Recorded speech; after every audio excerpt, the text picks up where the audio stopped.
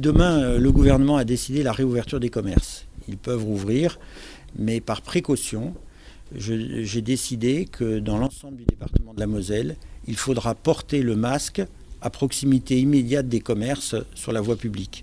C'est déjà obligatoire dans les magasins.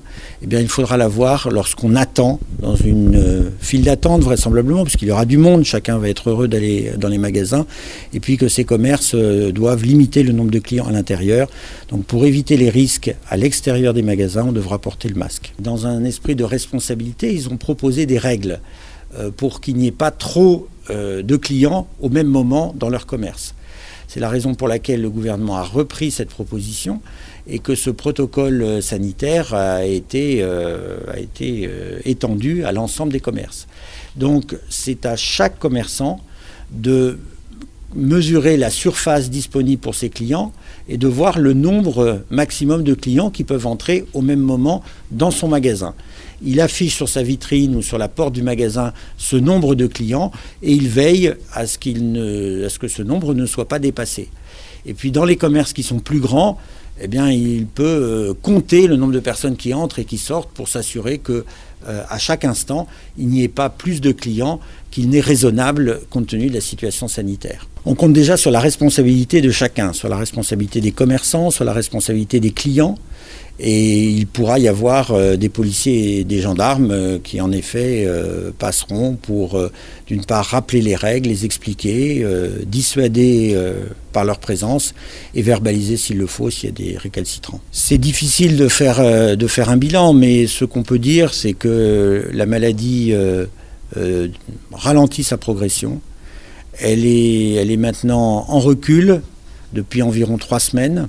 En recul dans la population, mais reste très présente à l'hôpital, puisque nous avons encore plus de 500 personnes hospitalisées en Moselle, 66 en réanimation, et que, hélas, plusieurs dizaines sont décédées ces dernières semaines. Donc la maladie n'a pas disparu, c'est la raison pour laquelle il ne faut pas relâcher sa vigilance, il faut rester attentif, responsable, respecter les règles de précaution sanitaire, les quelques obligations et interdictions qui sont là pour nous protéger tous. Ce taux a environ diminué de moitié depuis un mois, qui était le pic début novembre. Mais il reste élevé, il est supérieur à la moyenne nationale et surtout chez les personnes âgées, il est encore plus élevé. Donc le virus continue à circuler, moins vite, mais pas moins fort chez ceux qui sont atteints. Nous devons continuer à rester vigilants et attentifs. Les règles restent les mêmes pour les frontières. Nos 2 États voisins les définissent librement comme nous-mêmes définissons les nôtres. C'est-à-dire que pour aller en Allemagne, il y a une tolérance de 24 heures qui permet à la fois d'aller travailler ou d'aller faire des achats. Pour aller au Luxembourg, le franchissement des frontières est libre, mais je rappelle que les bars et les restaurants sont fermés au Luxembourg, donc ça ne sert à rien d'y aller. Et on peut faire ses achats à proximité de chez soi. C'est ce qui est recommandé, limiter ses déplacements. Même s'il n'y a pas de limite ou d'interdiction formelle, il est recommandé de rester à proximité de chez soi pour faire ses achats ce week-end. On peut peut-être revenir sur le Sentier des Lanternes qui offre une pétition aujourd'hui. Qu'en est-il? Qu'est-ce que vous en pensez? Je comprends que le grand public souhaite profiter de ce beau spectacle qu'on nous annonce, qui sera diffusé sur Internet. En tout cas, c'est le projet du département qui a organisé ce spectacle. Mais à l'heure actuelle, un aussi grand rassemblement de public, une affluence de public pour venir voir ce spectacle ne serait pas du tout raisonnable. Imaginez à l'intérieur, imaginez la file d'attente, les risques de contamination de très nombreuses personnes. C'est la raison pour laquelle, pour l'instant, ce spectacle ne sera pas ouvert au public, puisque les conditions sanitaires ne le permettent pas encore, que les grands rassemblements sur la voie publique doivent être absolument évités.